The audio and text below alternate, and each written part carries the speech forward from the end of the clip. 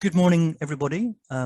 Welcome to this briefing that we're providing on the climate adaptation modelling study.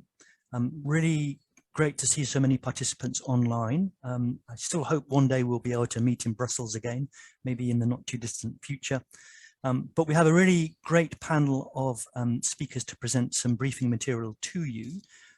What we're going to do is to go through some presentations and to give you the opportunity to ask any points of clarification of questions after each talk.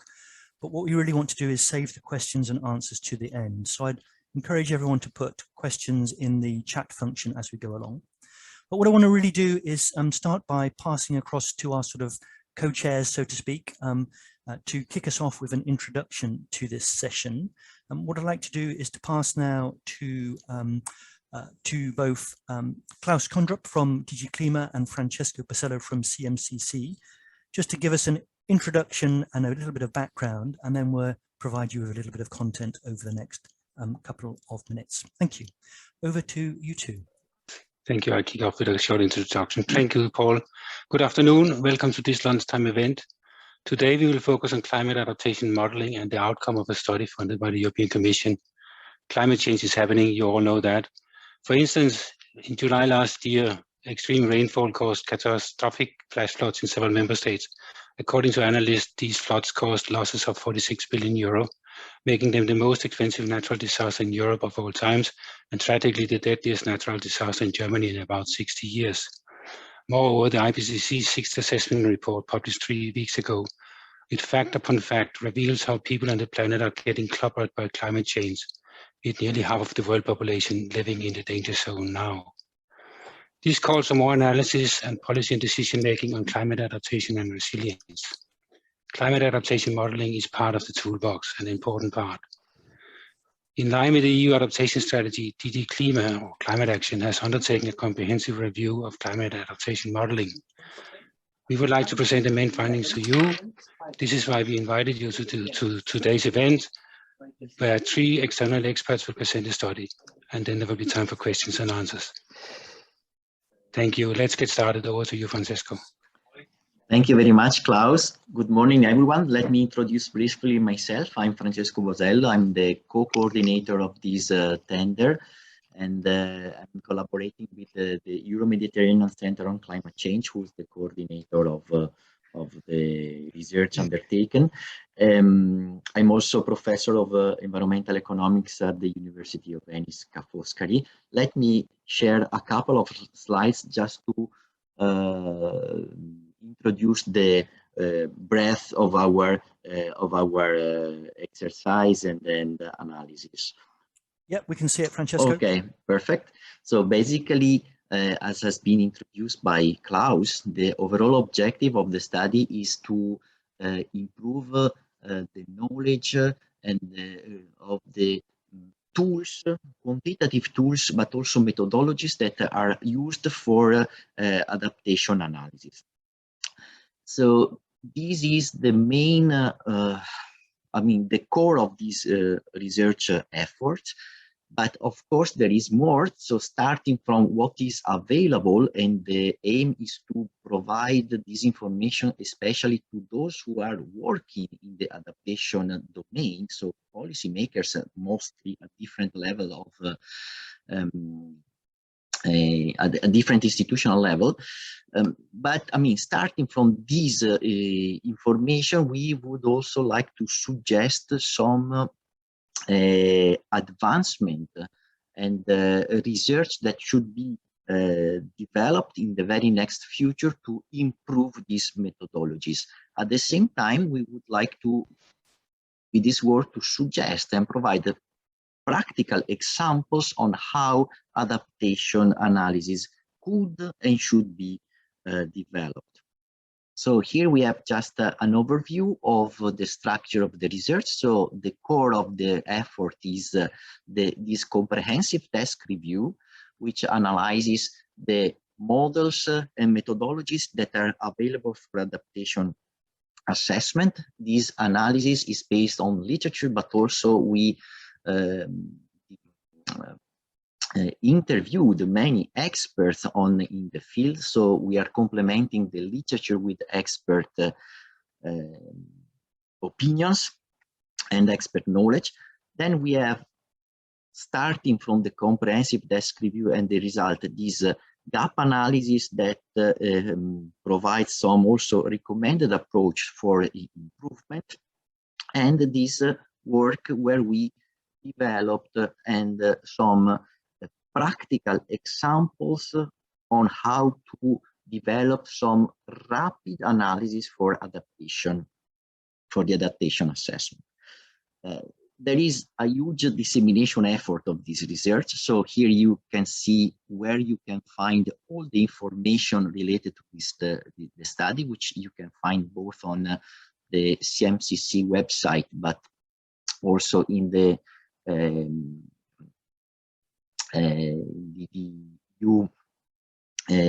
European Commission website. We have a lot of open access publication, and here you have all the links of these publications summarizing the outcome of the research effort.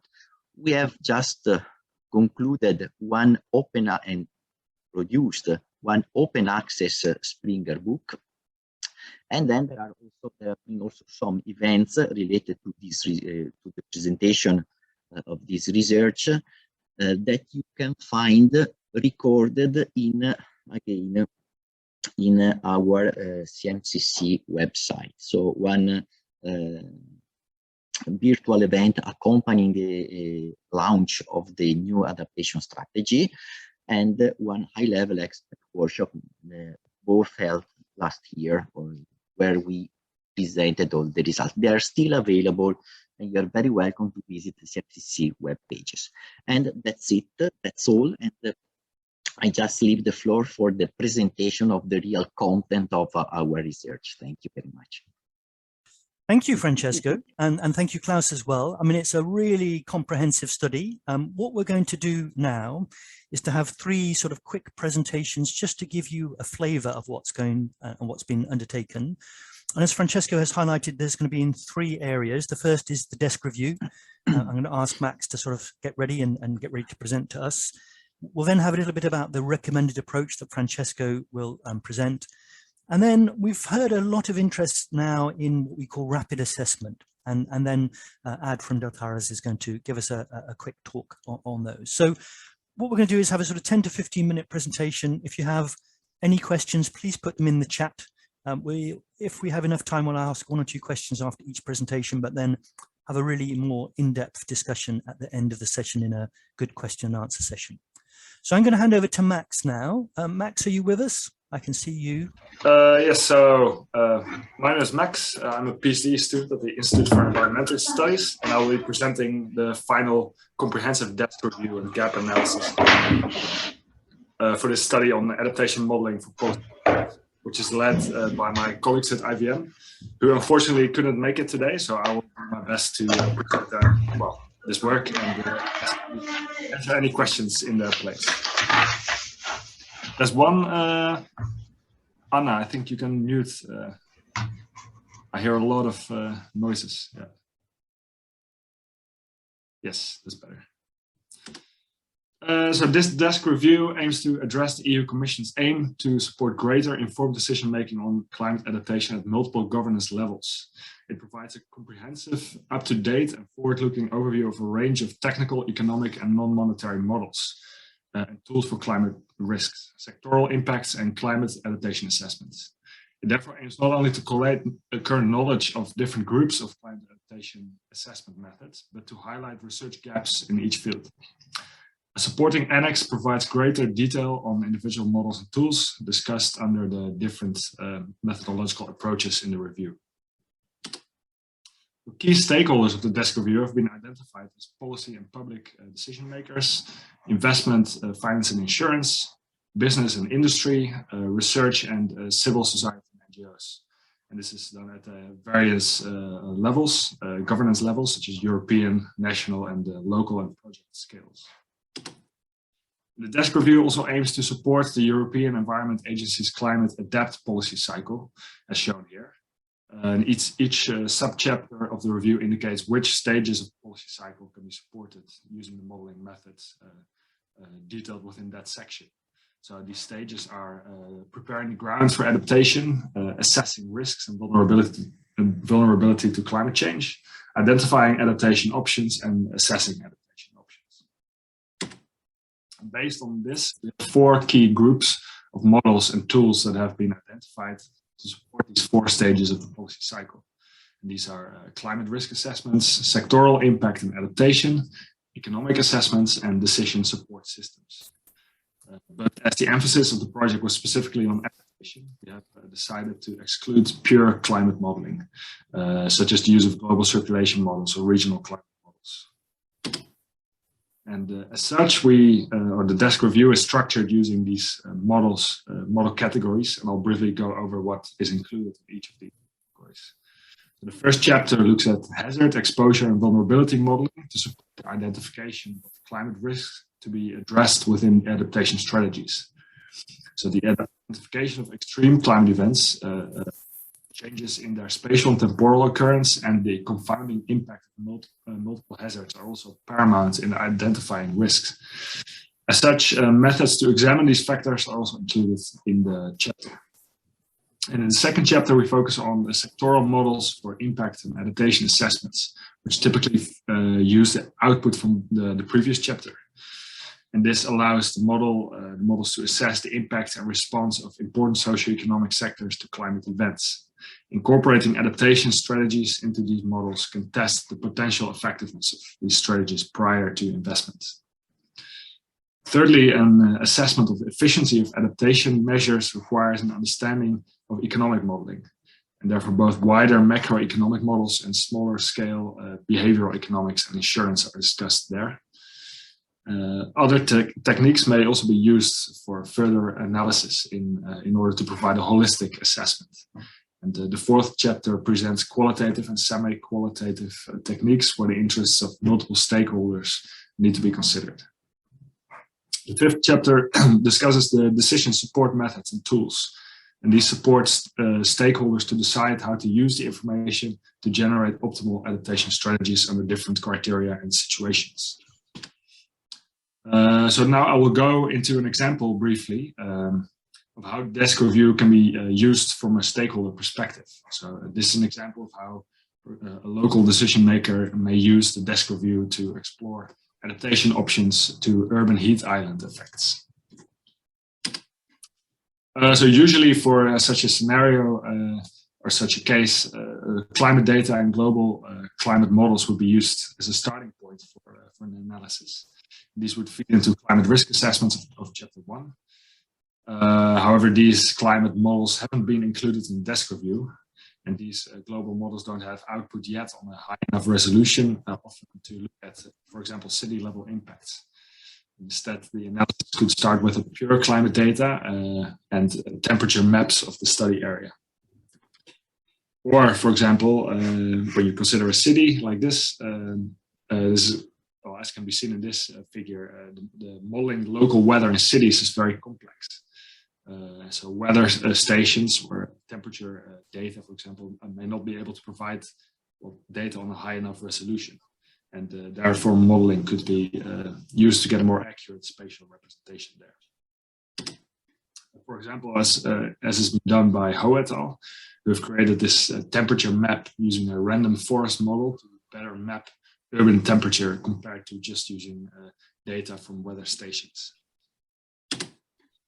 We might also want to look at other complementary topics in the review, which are important influences on modeling urban heat island effects and testing adaptation strategies. These could include topics such as heat waves, how to use indices to identify extreme temperature events, potentially incorporate different emission scenarios, and what socioeconomic vulnerability indicators to use. And second, we might also want to use a range of physical, urban, and socioeconomic models to be applied to test the impact of different adaptation policies and strategies. For our example on urban heat island effects, chapter 2.8 about cities and urban areas could be used, but different case studies may be considered, may consider other chapters such as critical infrastructure, buildings, transport, and heat and health. So this paper by Huet et al. Used various socioeconomic and land use patterns to propose 6 different city environments, which are indicated across the top. And they then assess, based on these various growth patterns, we can see how different land use policies and development strategies can impact on the urban heat island effect. And based on these models, if we were to follow the innocuous city pattern on the bottom middle, we can, for example, see that the urban heat island effect is much more widespread compared to land use policies and strategies that promote different city scenarios, such as the dynamic city or the reactive city. And finally, we can conduct economic assessments and bring in decision support tools. So in the 5th chapter of the desk review, tools such as cost-benefit analysis are presented. And for example, here, Carter and Keeler conducted a life cycle cost-benefit analysis to compare the net present value of green compared to conventional roofs, and incorporated societal as well as individual benefits within that. And here it is found that the cost of green roofs needed to decline by about 20% in order to make the net present value higher than that of conventional roofs. So I hope this gives you some practical understanding of how the desk review can be used. And now I'll move into the last chapter, which is about the current gaps in research. So the gap analysis of the literature on climate adaptation modeling methodologies identified 4 main categories: the gaps in data availability, accessibility, analysis and processing, addressing dynamics and feedbacks, model coupling, and within decision support. Gaps within the first category included issues regarding the resolution and completeness of data from climate models and scenarios, as the resolution of global circulation and regional climate models are 2 cores for local scale adaptation assessments. Similar issues of scalability are present within most hazard exposure and vulnerability data. Improving the accessibility of online systems are also required, such as through upgrading current systems to enable the handling of large amounts of data and generating websites that are attractive for policymakers and enable access to rapid assessment tools. And finally, further research is needed on the cost of adaptation and bridging the gap between the modeling of large-scale adaptation cost estimates, such as by integrated assessment models or macroeconomic models, and more precise local analyses. Within gaps addressing dynamics and feedbacks, hazard and adaptation assessments should consider the effect of multiple hazards and quantify the impact of extreme events. The current hazard impact models do not account for compound or consecutive multi-hazards, and there is little understanding regarding the impact of extreme events, for example, on the impact of crop production. Greater development is needed in areas such as social hydrology or agent-based models, in which human and physical dynamics and feedbacks are co-examined to determine their relative influence on each other. And these interactions are currently largely missing from hazards, vulnerability, and adaptation models. In addition to this, much further work is still needed, required regarding the development of models that assess the wider indirect economic impacts of climate change and adaptation. And thirdly, there are challenges when coupling models. So ideally, model-based analysis of adaptation should be conducted integrating the whole causal chain from climate stresses to adaptive responses into one unifying modeling framework. Yet currently hard-linked integrated assessment models are 2 cores for implementing adaptation measures. So links, synergies, combinations and coherence of climate change adaptation and mitigation solutions at all levels and sectors should be further pursued, especially by climate-proofing sectors that are key for greenhouse gas emissions reductions, such as land use, agriculture, energy, or transport. The final category discusses the gaps in decision support. So challenges include the management of uncertainty, the length of time and resources required, which may conflict with the needs of decision makers, and the inaccessibility of decision support systems to non-experts. So overall, the desk review of climate adaptation model and tool and methodologies covers a wide range of topics within the process of developing adaptation strategies. So these include reviews on climate hazards, exposure and vulnerability modeling for climate risk assessments, sectoral impact and adaptation assessments, and economic modeling and decision support systems. It aims to provide support for a range of users at different governance levels and spatial scales, from European to local or project scales.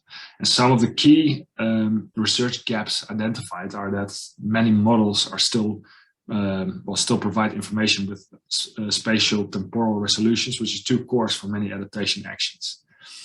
And the models and assessments do not yet satisfactorily address feedbacks and interactions taking place within and between different dimensions of the climate adaptation process. And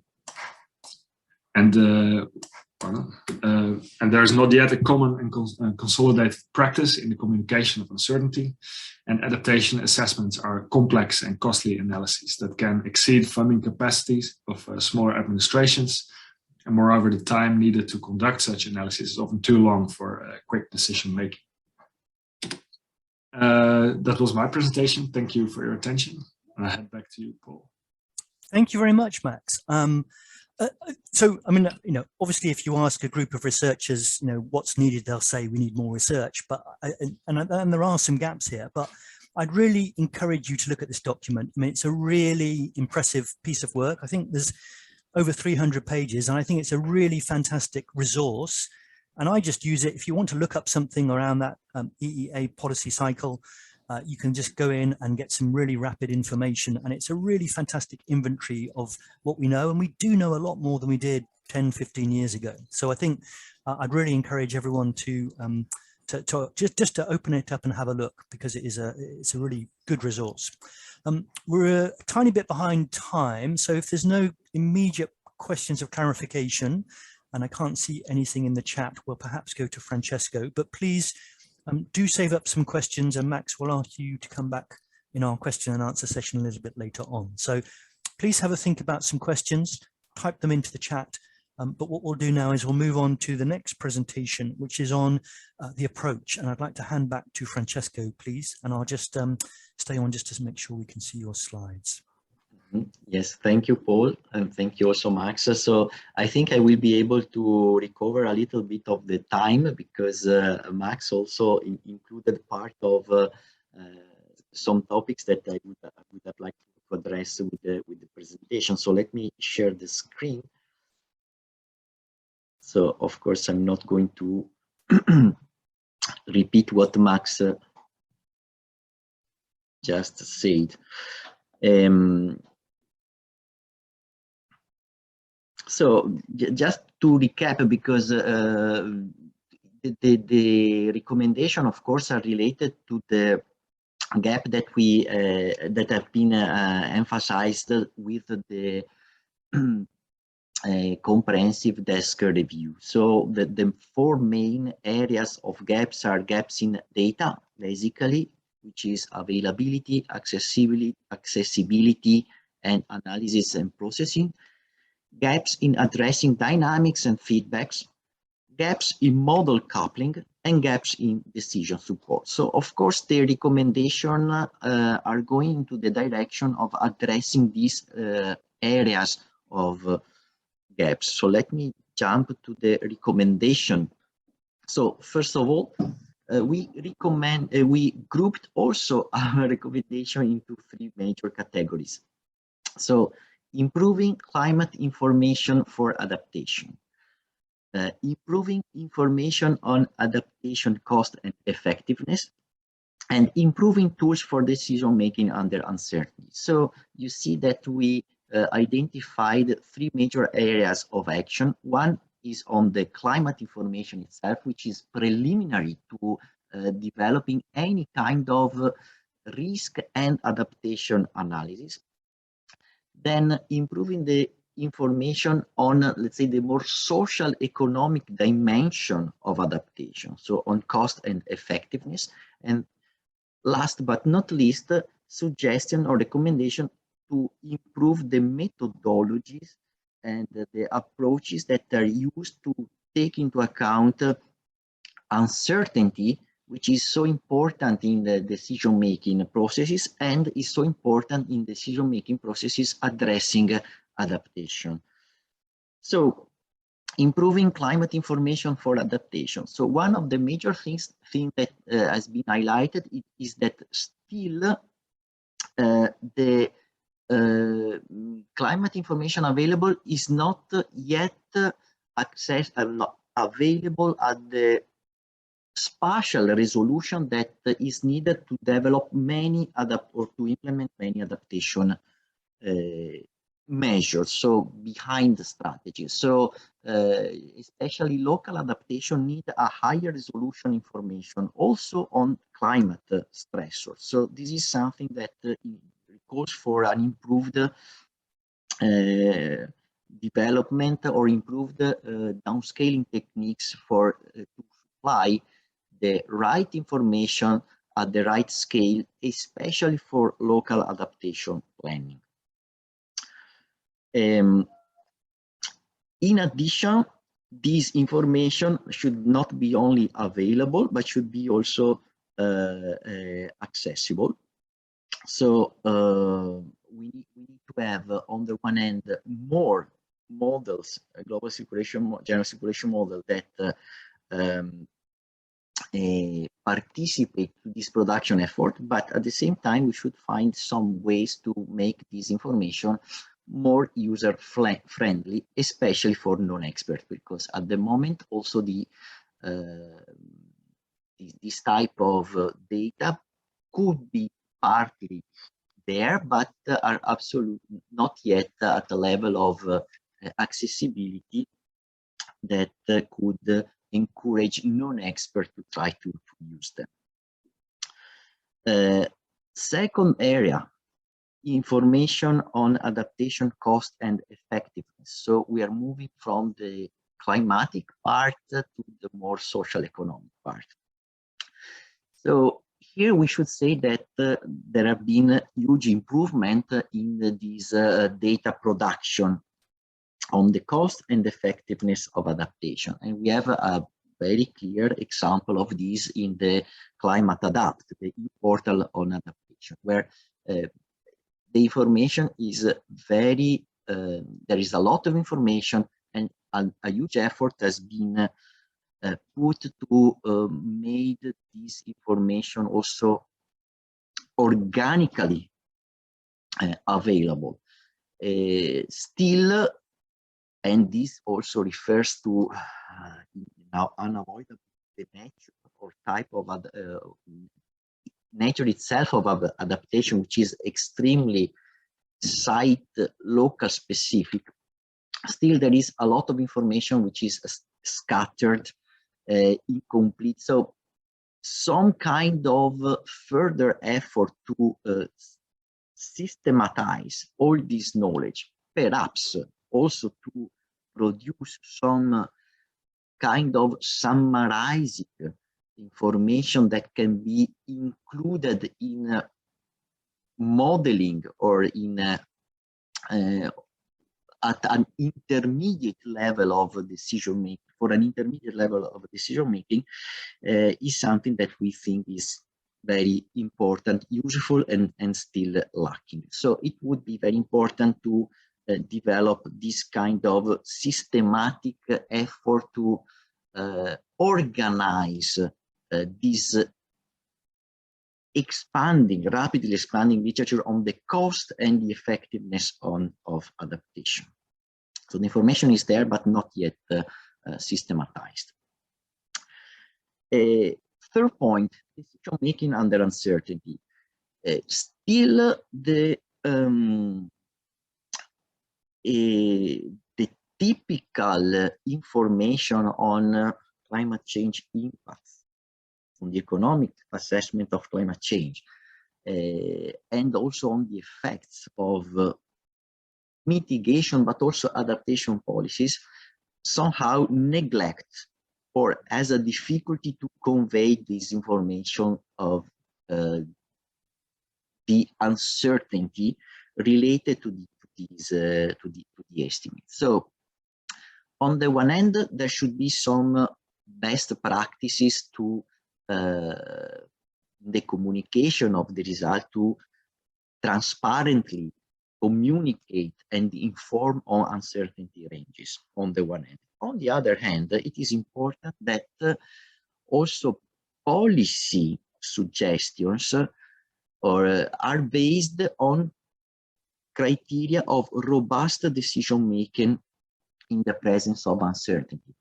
This is different from the typical approach that is used in these modeling exercises or in climate change impact and adaptation assessment, where policies are discussed are mostly presented in terms of optimality, or in terms of cost benefit, or in terms of cost effectiveness. Much less emphasis is placed on precautionary principles, flexibility. So these criteria should be more, should be used more in the presentation and the communication of the results. So this could be a way also to better guide or advise on policy decision in the presence of uncertainty. And I think that with this, I summarized the most important areas for recommendation. Of course, you are very welcome to look also at this publication on the recommended approach, which is very detailed. There are also practical action that we suggest to be put in place in the very next future, so within a 5-year span, that could be, we think, would be useful to improve all these literature and these investigation approaches and the support to policy making. And with that said, I thank you very much for your attention. Thank you, Francesco. That was really informative, and we do have some questions. What I would probably like to do is, we have 3 questions, but I might give you the easiest question for now and ask you to have a think about the very difficult question that Roger Street has asked, just to give you a little bit more time. But just to give you an opportunity, I think one of the things that Marcus has asked is about adaptation costs and about capturing the costs of sort of soft measures and intangibles, which I think is a question that probably we can answer, and then I'll ask you to have a think about Roger's questions and we can answer those at the end. But yeah, just a question about adaptation costs and moving beyond the technical cost side. Yes, I don't know if I interpreted correctly. So there are adaptation costs that relates not to technical measure, but to the adjustment or autonomous adjustment within social economic systems. And this is a huge, is very important. I don't know if I interpreted correctly the question. This is a very important type of adaptation and also potential source of maladaptation. So, and in this said, there are, of course, some methodologies that enable to account for these processes, but which are very limited because we have a quite consolidated expertise in macroeconomics to account for sectoral adjustments, resource reallocation. This is basically at the heart of economics. And there are models that are doing this, like computable general equilibrium models, but it is much more difficult to include in these processes that are somehow considered to introduce realism, because very often markets are incomplete, are imperfect, there are frictions, and this is something that usually is not done. The good news is that it is possible to do this, so at least some sort of kind of sensitivity analysis should be performed, and there are some examples where this is being done, but this is not yet a consolidated practice. Yeah, now that's really useful. I think probably complementing that as well is on the sort of the costs of adaptive capacity and those types of issues. I think, Marcus, there the challenge is not so much the costs, as which we can quite often come up with. It's then assessing the effectiveness and the benefit that those non-technical adaptation options deliver, which is challenging.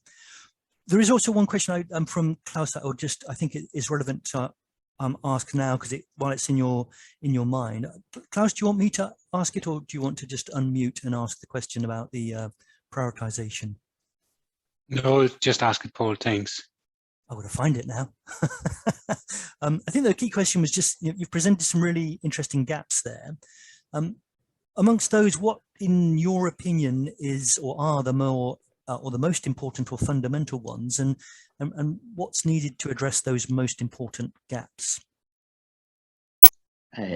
Yes, so I think that definitely, if I should address a major gap, is the resolution, but in a broader sense. Many adaptation actions should be taken at the local level.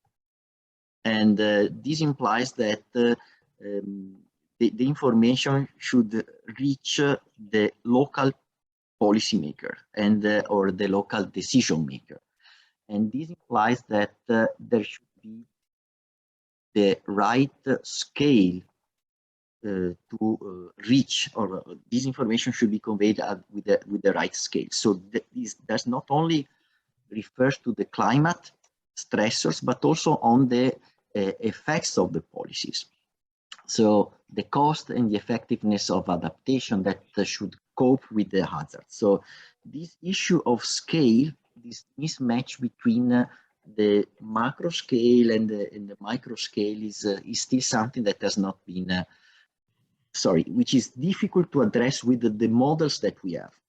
Okay, so there is not yet an overall or structure that could solve all the problems. So this means that a huge multidisciplinarity, complementarity is needed, and we should not forget that if we talk about the implementation of adaptation, also the stakeholders have a very important role. So this is so conveying the right information with the right scope and scale is still, I think, the most challenging, the highest challenge that adaptation modeling, I'm talking about the modeling tools that we have, should address. Excellent, thank you very much. We're now going to move to the final talk. And just as a quick bit of context, of course, quite often adaptation modeling takes time and resources and can be quite complicated to do. We recognize now that as we move to the practical, more and more people want adaptation modeling, and there's a question about whether or not we can service that demand with more rapid assessments. And I think I'm now going to hand over to Ad from Deltares to talk about rapid assessment. Over to you, Ad.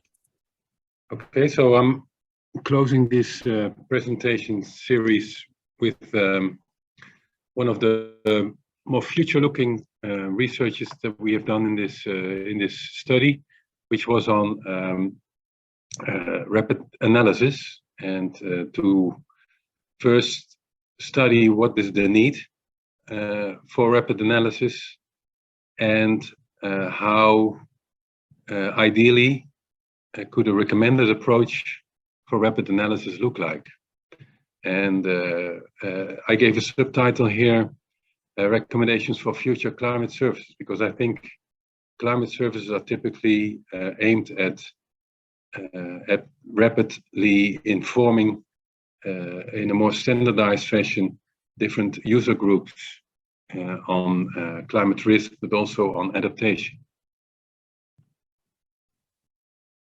So the motivation for adaptation modeling in general, and also for rapid analysis, is coming, for instance, from the EU Adaptation Strategy, Green Deal, mission on adaptation is basically to promote concerted action from stakeholders to act on adaptation, and basically to support them in dealing with different urgencies and complexities also for mainstreaming adaptation into different policies. It's also important to address different stages of, let's say, stakeholder capabilities. So some groups still need to become more aware, and some need to be pushed into planning and to action. So different stages of users should be supported, and as Francesco was already mentioning, also at different skills and resolutions. So the question on rapid analysis is basically how can adaptation modeling better support the different decision contexts that users have to deal with when looking at climate risks and adaptation, and then particularly in a better, easier, faster access way. We did study the needs for rapid analysis based on different decision contexts, and we call these decision contexts use cases for climate adaptation. And here in this figure, you see a number of those use cases that you can find in the report. So we looked at national adaptation planning as a decision context for adaptation. Basically also at the EU level, with DG CLIMA as most prominent representant. We looked at in insurance industry, looked at flood insurance in particular, looked at urban adaptation, also regional adaptation planning. A particular important upcoming decision context is the context of investments, large-scale investments in projects, and basically making these investments also contribute to climate resilience. And a very large group is this whole business and finance community that also wants to develop more greener portfolios of investments, and so this is the set of use cases that we have looked at. And I put here two axes, and basically if you look to the need for rapid analysis, we see that this is the highest for these newer groups that are not particularly aimed at adaptation, but they're but more at investments and making investments more climate resilience. Whereas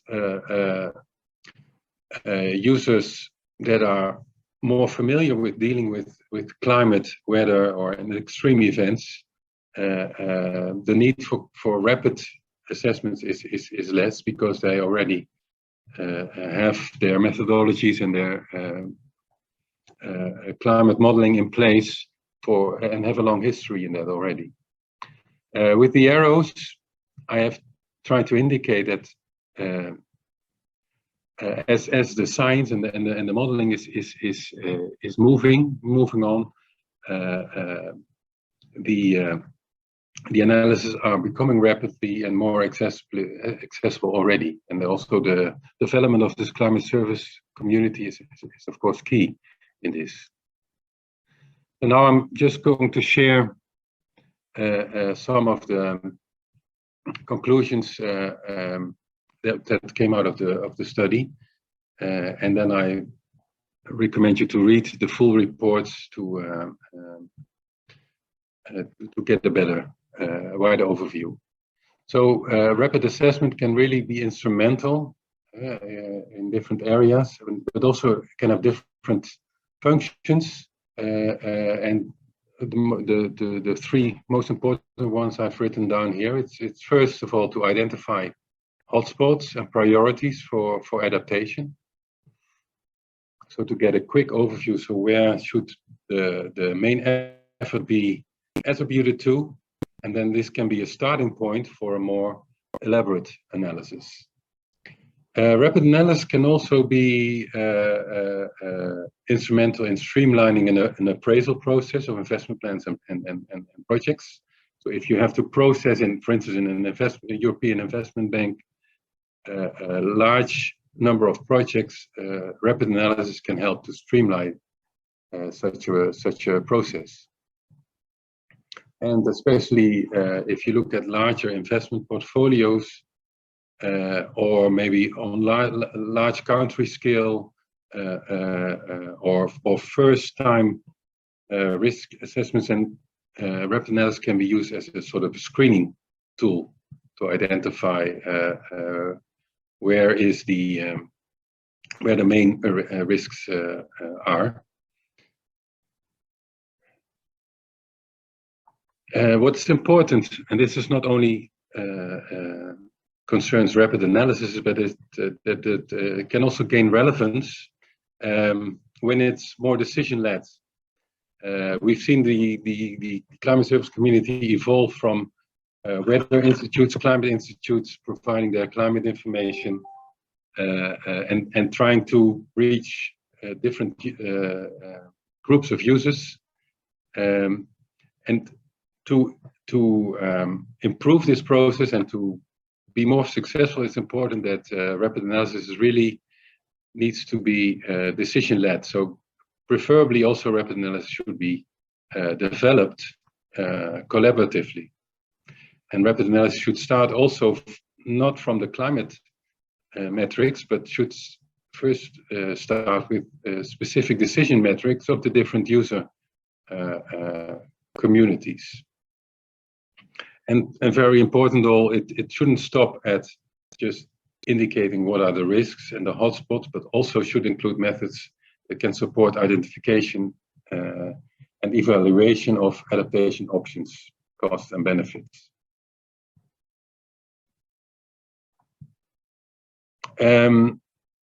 It's also important to understand what is the specific role of climate adaptation modeling and rapid analysis in a decision-making process.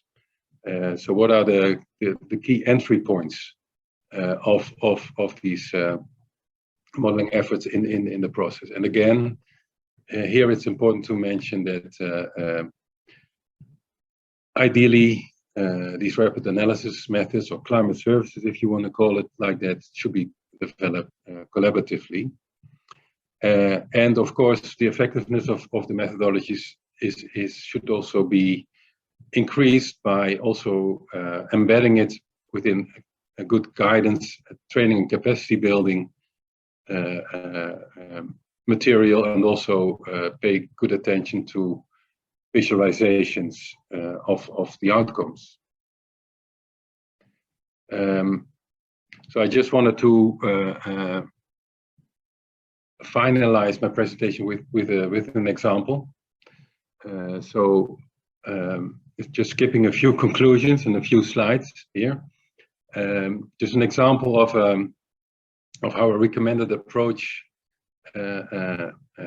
should look like.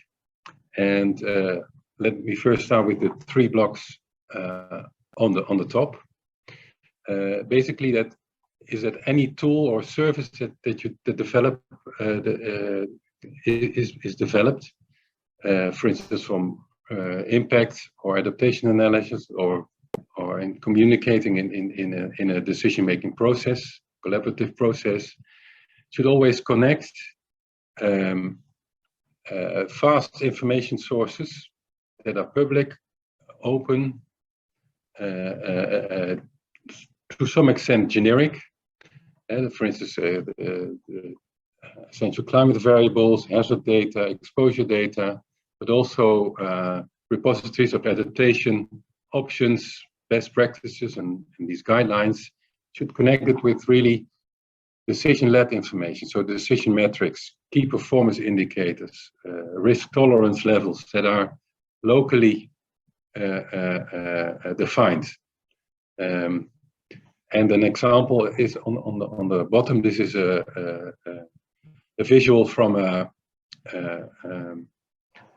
project I'm coordinating, a research and innovation project called Reach Out, where we try to sort of implement this recommended approach already, where we try to connect users in 7 cities in Europe, and define with them their decision metrics, their risk tolerance levels, etc., their ambitions, and try to connect this with tools that can support risk analysis, formulation of ambitions and actions, and you in these tools ideally start in a rapid fashion by using open data from different platforms at EU level, but also at national or regional level.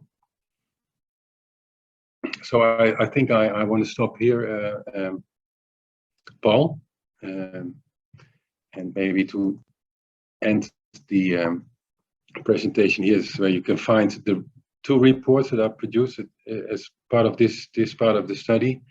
So this is a report on these different use cases I showed you and how rapid analysis can support it. And then this is also accompanied by a second report where we have already listed 24 cases, concrete cases where different tools and services are already applied in different case studies across Europe. So thank you here. Thank you, Ad. That was great. So I think this is a really interesting area. We're trying to recognize that there is lots of different communities that want adaptation modeling, and you can't meet them all with necessarily the same individual tool. So I think this is partly about the use cases and trying to recognize that there's different users, end users, but also trying to recognize that end users want access to information in different ways, some of them wanting to do things quickly. So we do have one question for you, Ad, which is in the chat function. I don't know if you can see it, but it says on use cases and case study definitions, there's an increasing need of rapid approaches for adaptation assessment, but are rapid approaches useful, feasible, or will they require an expert level of knowledge? I think that's a very interesting question. Any reflections on that to kick us off? Sure.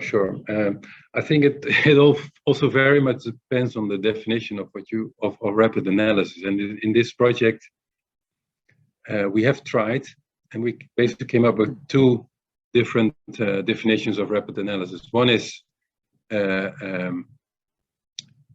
making large sets of information available in a rapid fashion to different user groups, and maybe also in a more relevant way to connect it to their different problem statements. So this is typically repositories, already results of studies that have been done, not in a rapid way, but make the information rapidly available. And I think this information to inform can be successfully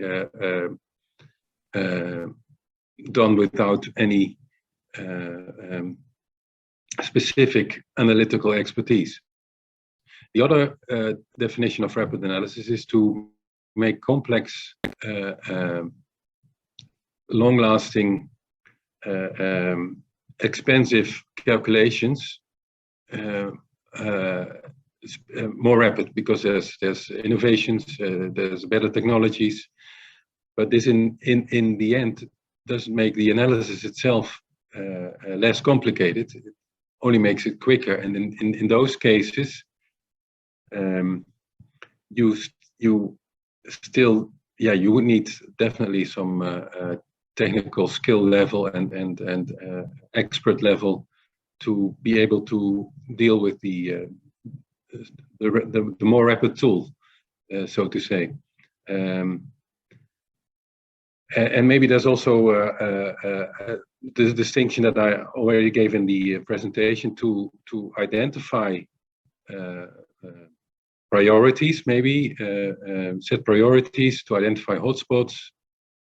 I think that's a safe level of using rapid analysis, maybe without too much expert input.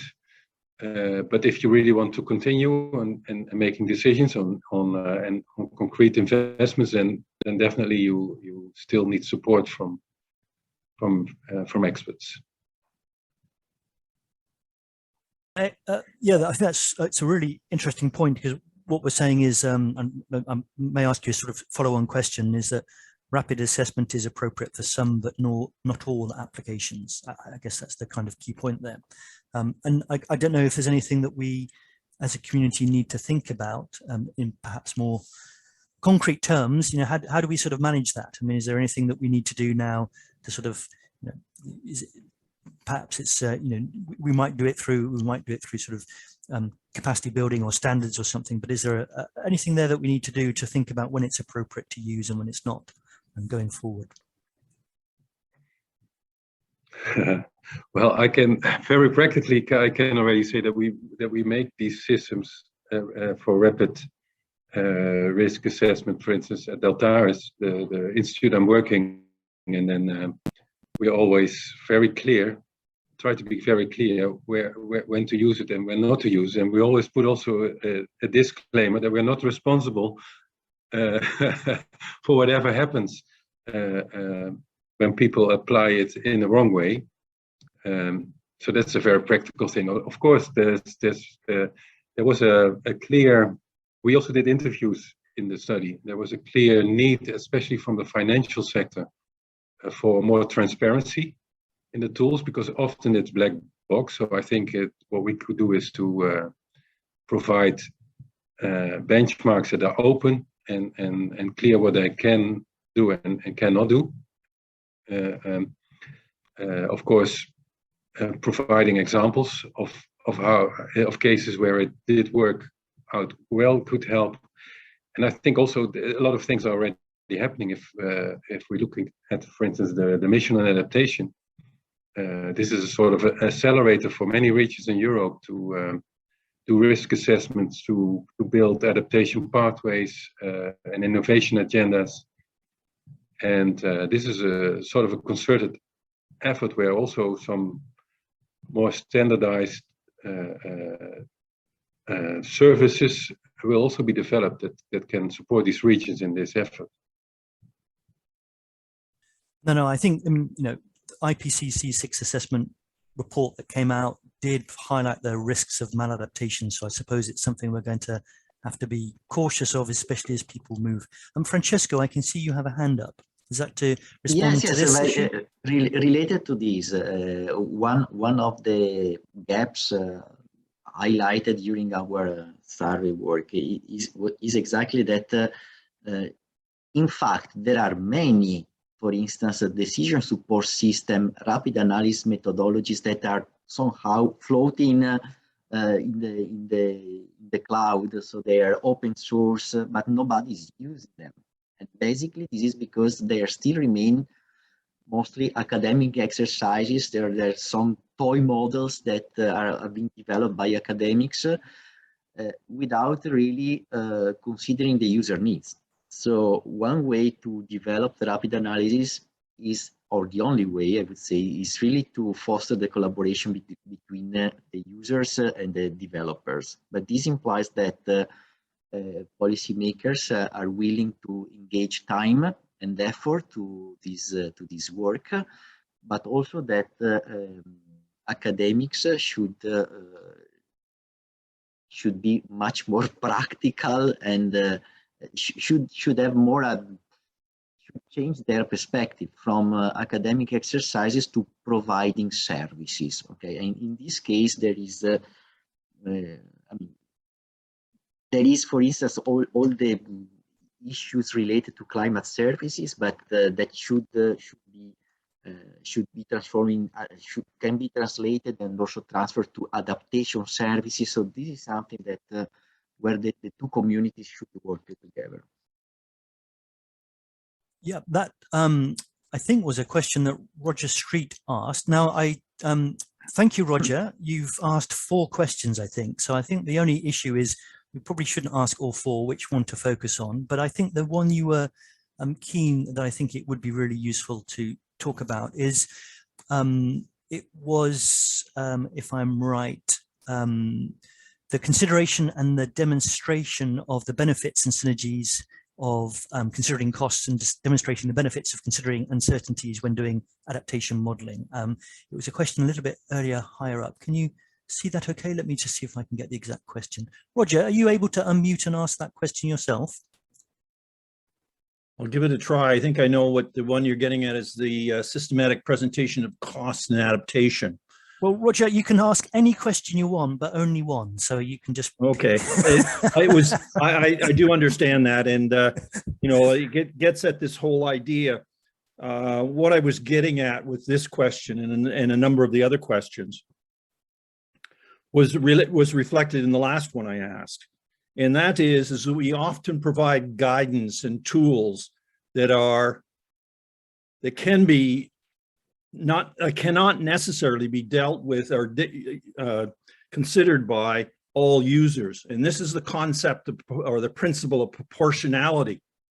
We want to get people on the ladder, get them doing this, providing them with basic information or providing them with a means of looking at basic info, a way of getting on the ladder of using this information with the emphasis to try and enable and promote continuous learning and improvement of the way that they consider the information that's available. I look at the guidance that's available, and I almost all of it is great, is really great, but you know what it does is it almost acts as a barrier to people picking it up because it's too complicated, too time, you know, in terms of their capacity and capabilities.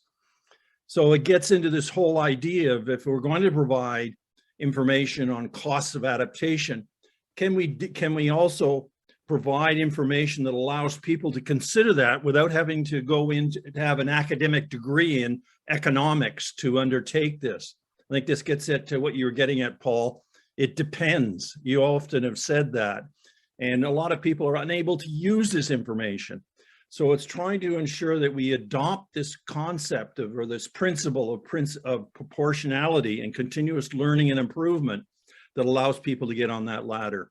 And that's what I was trying, a number of those questions were getting at that, because if we're going to take a systematic presentation of costs, we have to be able to demonstrate the benefits in terms of taking synergistic and complementary action. That's very complicated, but we can do it proportionally and introduce those things. So I'm just saying it was more of a comment rather than a question, but we really need to be able to do this. And how can we engender or enable people to take that into consideration when they're developing their guidance and developing methodologies and tools? Thank you. Thank you. Any reflections from Ad or Francesco or Max? Or yes, I have one quick reflection. So I think that I totally agree with Roger, and I think one of the so in all this there is also a sort of educational effort. I think that it's not only important to provide the right information. Of course, it is fundamental, but it's also important to give some, let's say, basic knowledge to understand when something can be done without, let's say, or with some level of expertise, and when, on the other hand, we need to ask the opinion of experts. So it is very important to understand up to which level we can, when it is possible, when it is reasonable to use simplified methodologies, and when we should stop and then ask for the expert intervention. So I think that this is also an educational endeavor that should give policymakers, decision makers, this knowledge, so they should be very aware on when they and under which circumstances they can apply some simplified knowledge, and when this is not possible, because sometimes this is not possible, this is not the right way to go. Thank you, Francesco. Add anything that you want to add, or else maybe I can sort of change the question slightly and say, did we find much of a sort of evidence based on rapid assessment tools for costs? I mean, is this information starting to be out there to allow people to use it, albeit proportionally? So.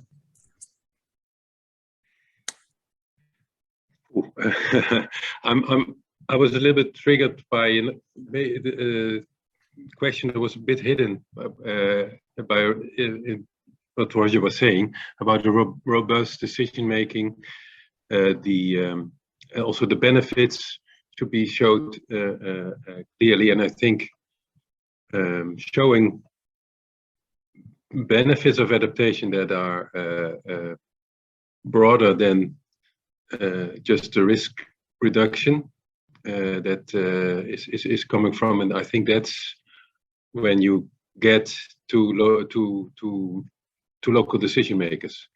They are not so much triggered by being robust against all the climate projection uncertainties, but they want to take a decision that's low regret. Not only in phase of climate uncertainty, but also in phase of a wider set of benefits that can be reached. So I think that's important to get people along in adaptation. That was what were my first thoughts when I listened to Roger. Then your very concrete question, Paul, was on: do we have this information on costs and benefits of adaptation already readily available in a rapid analysis sense? I think we are improving, but we are not, and that's a wicked problem, that it's always so local context dependent. But I think there is lots of websites and repositories that are doing a good job in giving a wide indication of the benefits of different adaptation options, indeed.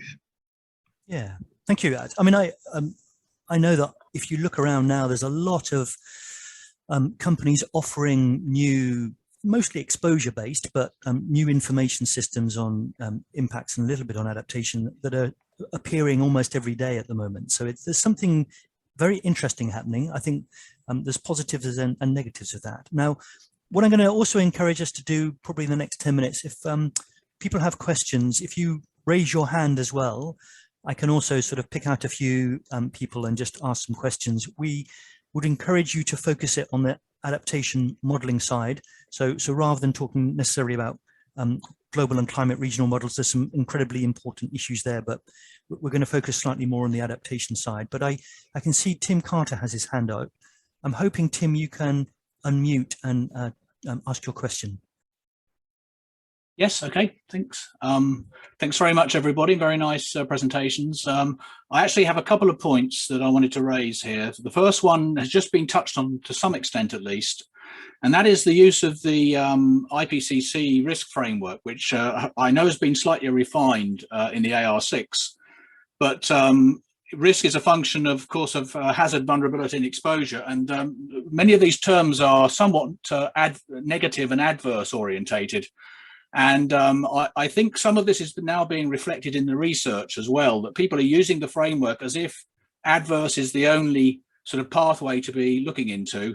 And I would stress that it's very important to look at benefits as well. If there are benefits, if there are potential windfalls or whatever, because one has to adapt both to benefits as well as to adverse impacts. So that's one point I wanted to make. And I think methodologies now are tending to be influenced by what is really an assessment methodology by Ipcc, basically following the precautionary principle. Obviously, one needs to look at risks, but I think the other side needs to be looked at as well. And it's very helpful, I think, also for adaptation planning.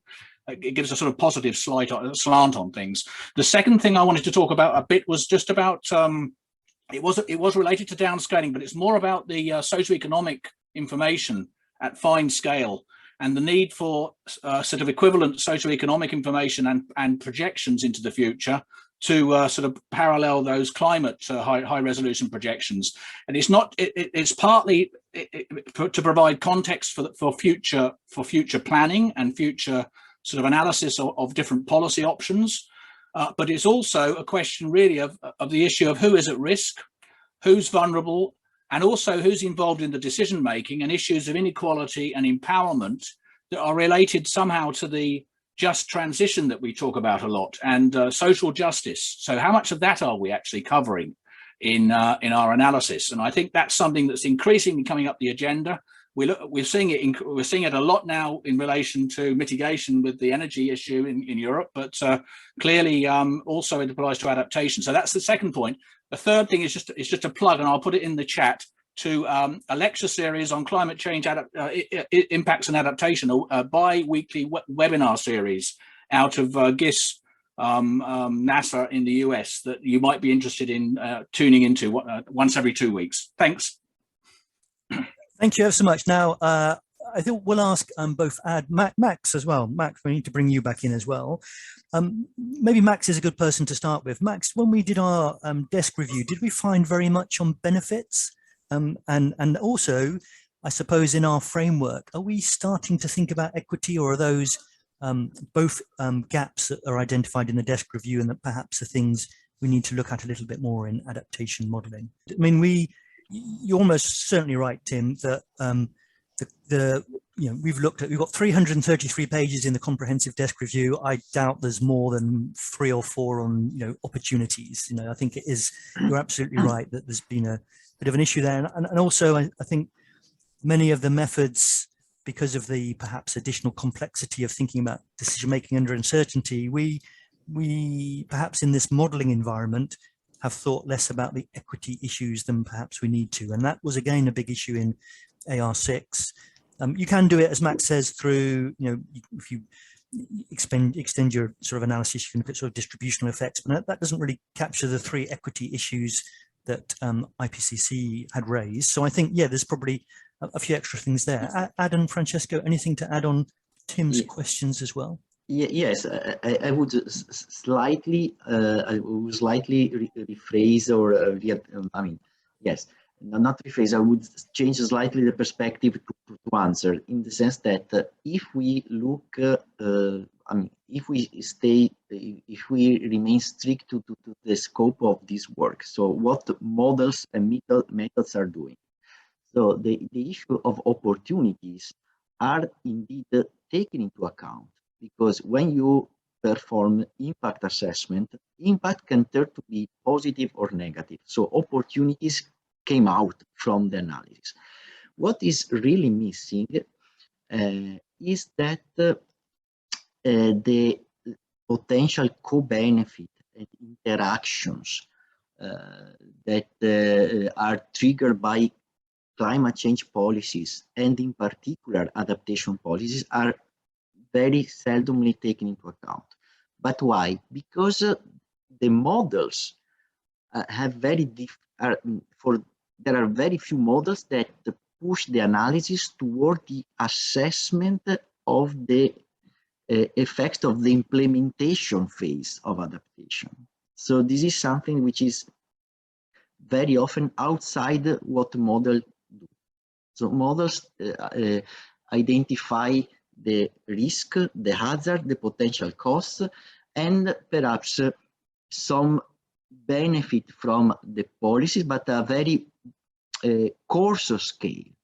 So the implementation phase, the monitoring phase, what is happening if we implement adaptation, is something that the models have difficulty to do. So, or at least most of the models. Then there are some specific methodologies that can be applied, but they're not doing. And this is exactly what we also emphasized, that the vast majority of models stops at the identification of risks, basically. So, and when the benefit of the actions are quantified, this is being done at a broader scale, at a coarse scale. And what is neglected, for instance, are distributional implications. There are very few exercises where the distribution implication of climate change impacts and policies are taken into account. So this is something that is absolutely that need to be improved. Absolutely. Thank you. I can see 2 questions. I think we've got definitely time for both of them. I'd like to ask Marcus first and then Yaroslav. So Marcus, you had a couple of questions. You kind of get to pick your favorite one. Okay, I'm just trying to merge two into one. I think I can only echo what Francesco was saying, that if you look currently at the heat map and connect it with, let's say, age, for example, in a city, you get a certain map. But if you look at the socioeconomic status, you suddenly get a completely different map. But this also means that adaptation measures need to be taken somewhere differently. And so this is currently a risk from my point of view, that this is important on the one hand in terms of where are the impacts, but on the other hand of where are we putting our money for adaptation measures. I think that's relevant, and it's pretty much agreeing with Francesco. The other one is recently we are hearing more and more about climate resilient pathways. In the past, we talked about adaptation pathways or adaptation policy pathways. My question is just, is this kind of putting the same concept into a new wording, or is it just a different concept?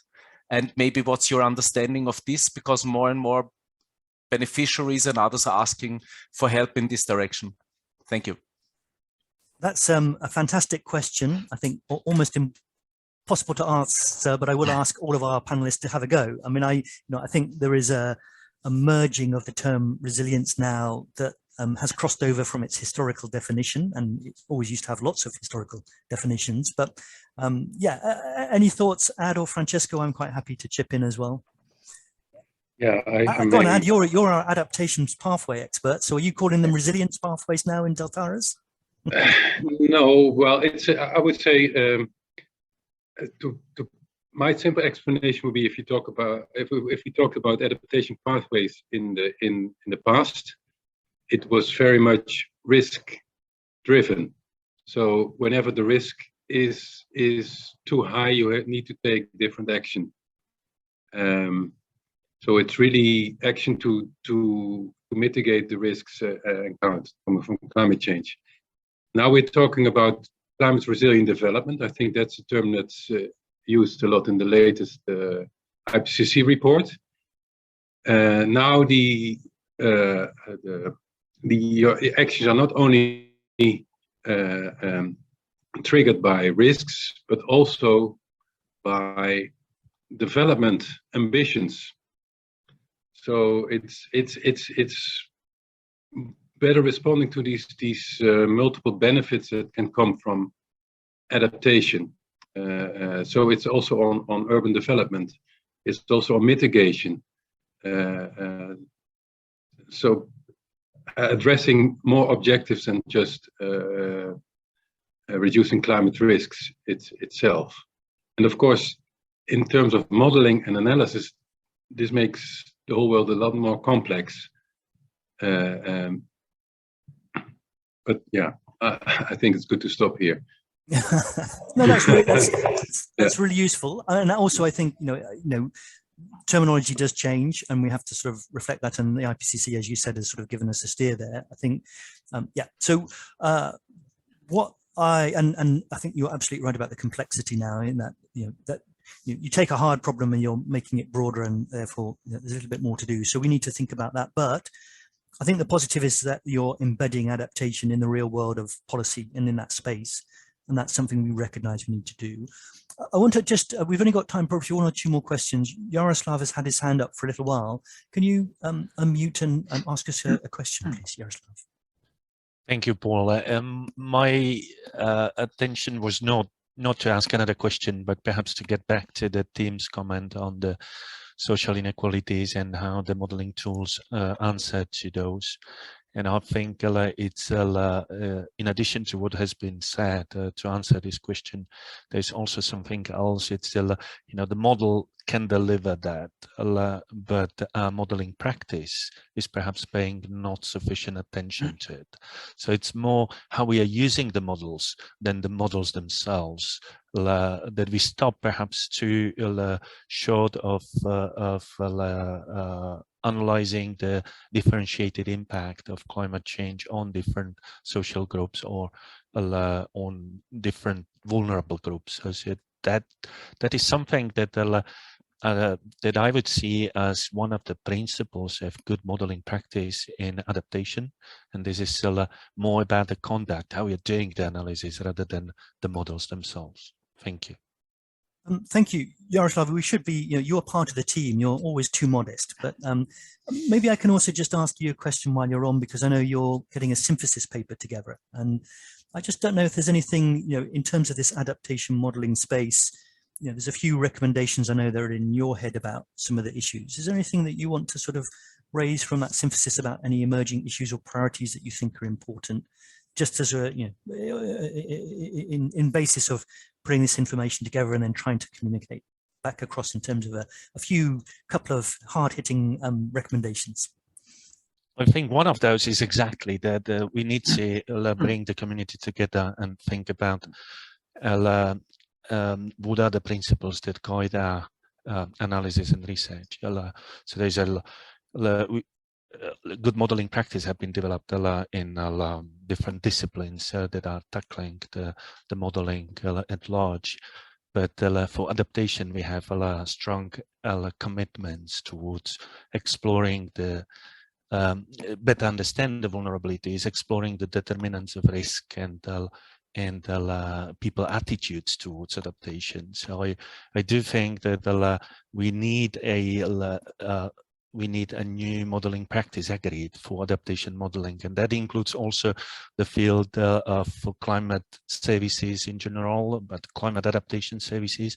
I think from that side we got a better understanding what does it mean working for a specific policy scope, for a specific decision context, and local based actionable solutions. So I think the principles and good modeling practices should be agreed by the community and should be better promoted, and that includes the commitment to exploring the impacts on different different communities that are differently exposed or vulnerable to climate change. That would be one probably the overarching. In the synthesis paper, we are exploring more of them. We're looking into what are the new prospects of modeling capacity. We need also to think about how the context is rapidly changing, and the policy and decision maker are more capable of being part of the modeling exercise.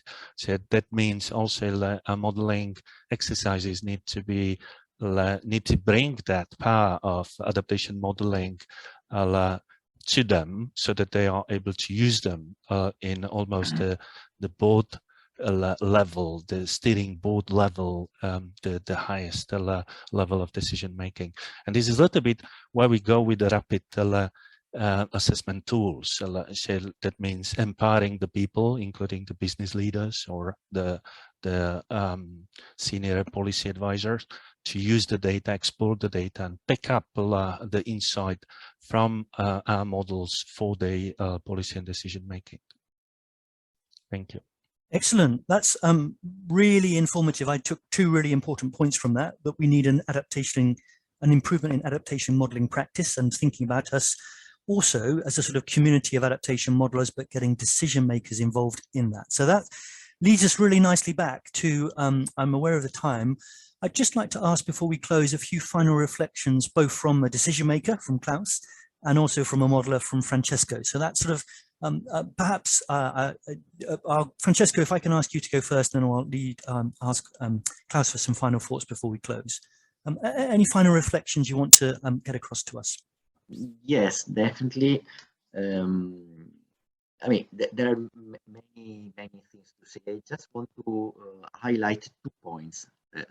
First of all, but this is not recent, but since I started my work in climate change economics almost 20 years ago, now there is really a huge interest. And I think that there is an increasing interest from the policy making to use science and scientific support. So I think this is an enormous opportunity that we need to exploit.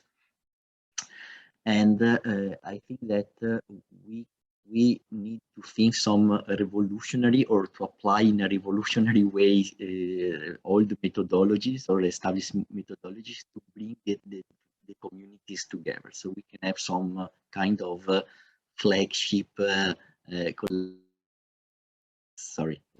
collaboration projects or deep engagement.